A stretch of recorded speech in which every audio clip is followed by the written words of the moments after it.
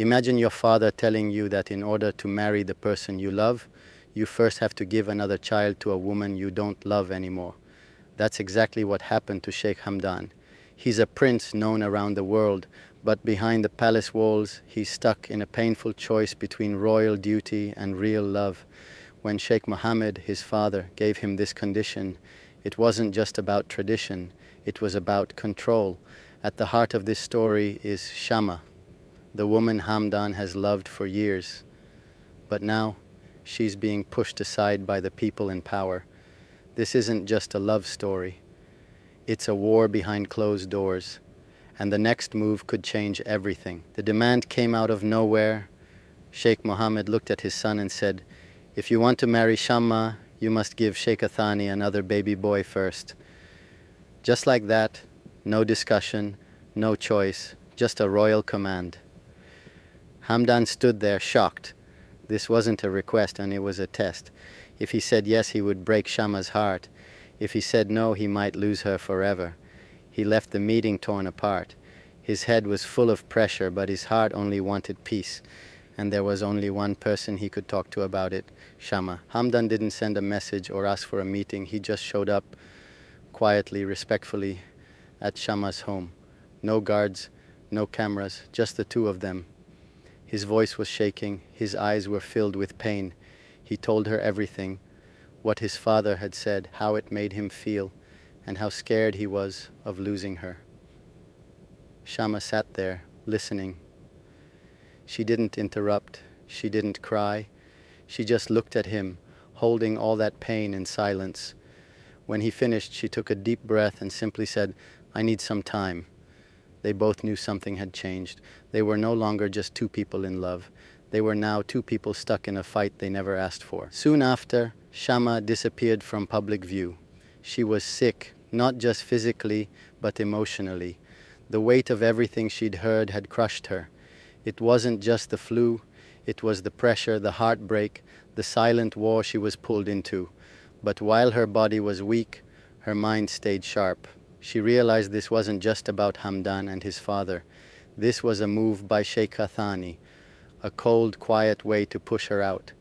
Thani thought Shama would give up, but she didn't know who she was dealing with. Shama rested. Then she made a decision. She picked up the phone and called Hamdan. "I'm still here," she said. "They won't break us. If we're going through this storm, we're going together." A few days later, Shama posted a poem. It was short, sad, beautiful. But anyone who knew her could feel the pain in her words. The happy energy in her voice was gone. Her smile didn't reach her eyes anymore. Her father, Sheikh Abdullah, noticed right away. He called her into his study, just the two of them, father and daughter. She tried to stay quiet, but after a moment it all came out. The royal demand, Hamdan's struggle, her heartbreak.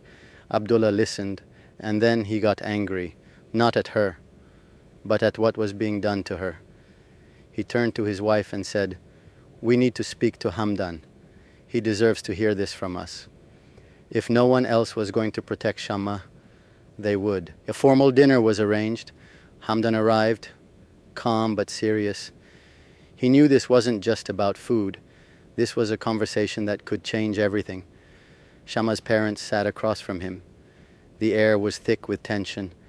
Then Sheikh Abdullah asked the question that cut through it all. "Do you love my daughter, or are you just afraid of losing her?" Hamdan didn't get defensive. He told the truth. He said Shama made him feel alive, like more than just a prince. He said he hated the idea of having another child with Thani, that he felt trapped, and that the only time he felt like himself was with Shama. "I was born in a palace," he said, "but I've never been free." For the first time, Sheikh Abdullah didn't see Hamdan as a royal. He saw him as a man, and one who truly loved his daughter. You'd think something would happen after that, but nothing did. Days passed, no decisions, no messages, just silence. Shama stayed at home, quiet, distant, waiting not for permission but for peace. Hamdan was surrounded by people, but he'd never felt more alone. Meetings, smiles, appearances, but inside he was falling apart. They thought of each other all the time, wondering what the other was feeling, wondering if love was still enough, but no one spoke. Sometimes silence says more than words ever could, until one day someone finally decided to break it. Sheikh Abdullah had seen enough. He saw his daughter lose her light. He saw Hamdan open up and still be left in the dark. So he made a decision. He picked up the phone and asked for a meeting, directly with Sheikh Mohammed. No public drama, no press, just one powerful father calling another. Everyone knew what that meant. This wasn't going to be a friendly chat. This was going to be a confrontation. He wasn't coming to ask. He was coming to protect his daughter, no matter what. While all of this was happening, Sheikha Thani was celebrating. She thought she had won. To her, the silence meant victory. Shama had vanished. Hamdan hadn't acted. The plan worked. So she partied, mocktails, laughter, private jokes with her friends. She believed the problem was solved. She never had a chance, she said behind closed doors. She laughed at Shama, at Hamdan, at the idea that love could beat tradition. But what Thani didn't know was that things were far from over. Far away from her party, two fathers, one angry, one powerful, were heading toward a private meeting that could change everything. So now two fathers are about to meet, one protecting his daughter, the other protecting a kingdom. What will Sheikh Mohammed say when confronted face to face? Will he stand by his demand or finally hear the pain it's caused? And what about Hamdan and Shama? Is there still hope for their love, or is this the moment everything falls apart? Meanwhile, Sheikha Thani still believes she's already won, but she doesn't see what's coming. Because when pride blinds you, you never notice the storm building behind you. This story isn't over. In fact, it's just getting started. In the next episode, I'll reveal what really happened during Sheikh Abdullah's private meeting with Sheikh Mohammed.